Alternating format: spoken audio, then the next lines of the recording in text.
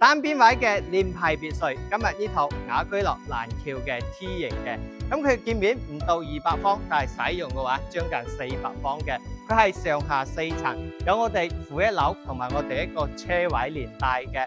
咁我哋呢個單位咧嘅最靚咧就係單邊位啦，佢花園咧都係比較大噶，後花園加埋側邊花園已經去到100個平方噶啦，佢係腰式上到我哋1樓嘅。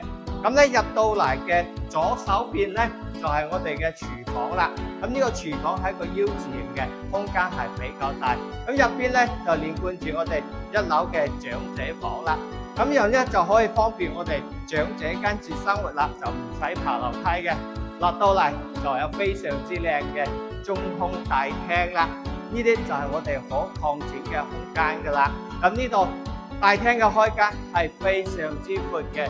跟住咧，我哋直出去咧，就有我哋嘅後花園啦。後花園都係非常之大嘅空間嚟噶啦。呢度係2樓其中一間套間嚟嘅。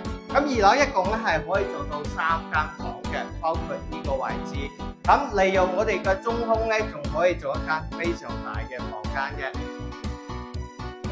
呢個位置係3樓嘅露台，睇到我哋周邊嘅園類景觀，呢個環境特別安靜嘅。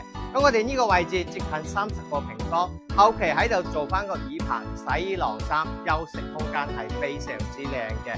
3樓主要就係我哋一間主人套房嚟嘅，咁佢個空間比較有私隱性，同埋空間比較大嘅，前面仲有一個露台嘅。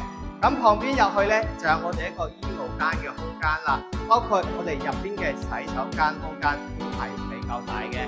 我哋呢套聯排別墅位於一個雅居樂振華路呢一邊嘅，咁佢嘅地理位置比較中心，小區綠化比較好，比較安靜嘅。佢係一個單邊位嘅4層別墅嚟嘅，咁佢嘅建築唔到200方，使用已經達到400平方噶啦。咁而家只需要260幾萬就 OK 噶啦。如果你關注呢啲大聯排單邊位嘅，咁你就聯繫軍仔過嚟睇翻佢。